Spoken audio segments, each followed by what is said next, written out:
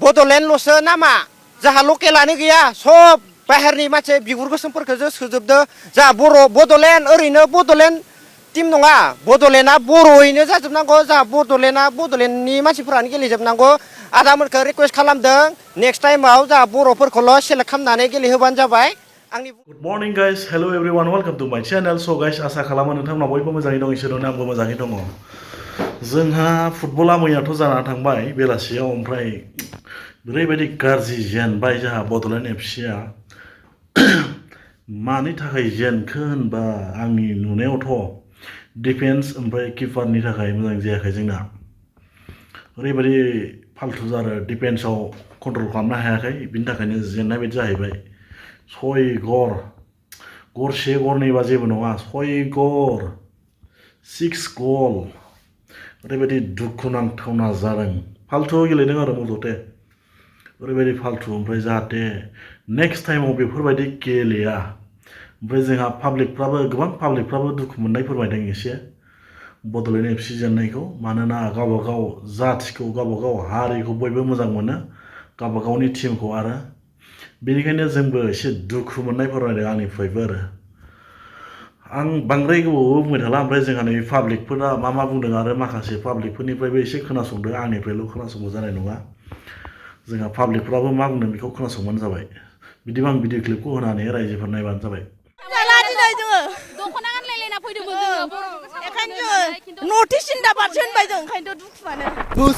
पुष्पा राज झुकेगा नहीं साला बड'लेण्डल'सो नामा जाहा लकेलानो गैया सब बाहेरनि मानसि बिगुर गोसोमफोरखौ सोजोबदो देरहाबाबो गावनि जेनबाबो गावनि खामोन ओंखायनो बारा दुखुबो गैया अनला दावा जेननायनि आरो थाब थांदों ना अनला दावखौ बहुत सपोर्ट खालामदोंमोन नामा बहुत डर लग रहा है बहुत दूर लग रहा है हम डिप्रेशन 6-0 डुरान का भाई से ऐसे लाइबो जिकिट बायदि मोनदों बिराद गाज्रि जेनबाय जोङो बिराद दुखु ओमफ्राय मा होनो 2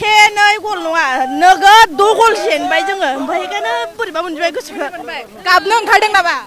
ओंखाम जाला दिनै जोङो दख'ना गानलायलायना फैदोंमोन जोङो बेखायनो जोङो नर्थ इस्ट सिन्दाबादसो होनबाय जों ओंखायनोथ' दुखुआनो जेबो नङा खेलाव जेननाय देरहानो थाखाय नेक्स्ट टाइम आरो फाब नांदोंलै आरो गेलेबाव मोजाङै र' बर'फोरा फाब नांदों माबा फिसा र' फाब नांदों आब' बे टिकेटखौ माखासेफोरा बिराद बुरजा फैसानि फानखोमादोंना फ्रियावनो हाबनो मोन्दों ओमफ्राय टिकेटखौ मानो फानखोमानांगौ जाखो है मबाइल गबाय दे होमबा हामबायसै लोगोफोर बड'लेण्डल'सो नामा जाहा लकेलानो गैया सब बाहेरनि मानसि बिगुर गोसोमफोरखौ सोजोबदो जा बड'लेण्ड ओरैनो बड'लेण्ड टीम नङा बड'लेण्डआ बर'यैनो जाजोबनांगौ जा बड'लेण्डआ बड'लेण्डनि मानसिफोरानो गेलेजोबनांगौ आदामोनखौ रिकुवेस्ट खालामदों नेक्स्ट टाइमाव जा बर'फोरखौल' सेलेक्ट खालामनानै गेलेहोबानो जाबाय आंनि बुंनो गोनाङा बेसेबांसै जेननानै बहुत दुखु मोनबाय जाहा बे प्लेयार लिस्ट बनायनाया जायासै जाहा हाफ्सआव आरो डिफेन्सआव जाहा मोजां जायासै आं बहुत दुखु मोनबाय बहुत फैसा खरस खालामनानै आं दिनै दुरान काप नायफैदो जा बड'लेण्ड एफसि दोङो आङो सुमापारा गामिया सुमापारा आं उदालगुरि डिस्ट्रिक्टनिफ्राय हायदों बहुत दुखु नांबाय आं बहुत पास होनाय आरो डिफेन्डार खालामनायफोरा बहुत आं बेयाव मिस्टेक नुदों जाहा जोंनि गामिनिबो दोङोमोन बेहा प्लेयार लिस्टआव गैया बिथाङा गेलेनायबा एसे हमथानो हागौमोन जा जोंनि गामिनिनो फार्स्ट हाफखौथ' बिराद मोजां नांदोंमोन खेलाखौ नायनानै खिन्थु सेकेन्ड हाफाव एसे दुखु थाहैबाय बाखि नेक्स्ट आरो देरहागोन होननानै आसा खालामबाय बड'लेण्ड एफसिखौ बाखि जोंना मोननैबो सापर्ट खामोन बिटिसिनिफ्राय फैनायखाय बड'लेण्ड एफसिखौ आरो नर्थ इस्टआव गोलैनायखाय नर्थ इस्ट एफसिखौबो खामोन ओमफ्राय देरहाबाबो गावनि जेनबाबो गावनि खामोन ओंखायनो बारा दुखुबो गैया खिन्थु बड'लेण्ड एफसिया जेननायनि थाखाय एसे दुखुबो दङ बेयाव थाखागोन बारु जेनुइन ओमफ्राय आलादिन आलजारिनि गलफोरखौ नायनानै मोजां नांदों आसा खालामो बड'लेण्ड एफसियाबो नेक्स्ट फैबाय थानाय मेट्सफोरखौ जाहाथे देरहायो मोजां गेलेयो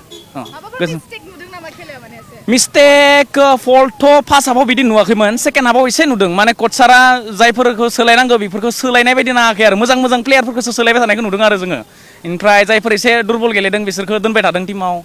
मोजां गेलेनायफोरखौसो बरनबाय थादों बिदि एसे नुनो मोन्दों आरो जोंनि फारसेनिफ्राय आरो दा दिनैनि खेलाखौ नायनानै माने दुखुबो मोनसेया ओमफ्राय मोनसेया माने सुखुबो दुखुआ बेनो जे जेनेबा जोंनिनो गावनि टीम बड'लेण्ड एफसिआ जेननायनि थाखाय आरो सुखुआ जाबाय नर्थ इस्टआबो जोंनि गावनिनो बेखौ देरहानायनि थाखाय आरो बेनो जेनबाय जोंनि सापर्टआ बेखायनो जों गोसोआव बिराद गाज्रि मोनदों आरो ओंखायनो जों बारा मोजां मोनाखै गोसोखौ जों बिराद सापर्ट दङमोन बड'लेण्ड एफसिजों खिन्थु सयगरना बेसेबांबा जेनबाय हिसाबै जों गोजोननाय मोनाखिसै आरो होमब्लाबो जों थांनोसै सापर्ट खालामखागोन ना? सापर्टआथ' दङ दंनाया होमब्लाबो जों देरहाजानो लुबैयो आरो ओमफ्राय आरो 6 गरना बेसेबांबा जाबावबायसो जोङो गरसेसोब्ला बिराद जेबो सानामोन खिन्थु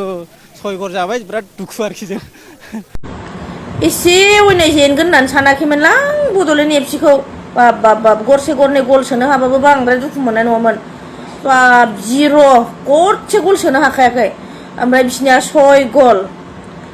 1 2 3 गल नङा नोगोद 6 गल सोनो हाखादों बिसोरो फार्स्टनिफ्रायनो सानबाय थाखादों आङो बिसोरो देरहागोन दै बिसोरसो जिखिगोन नामा होननानै थेवबो माने जोङो बड'लेण्डनि जानानै ओरैबायदि बड'लेण्डखौ सापर्ट होनानै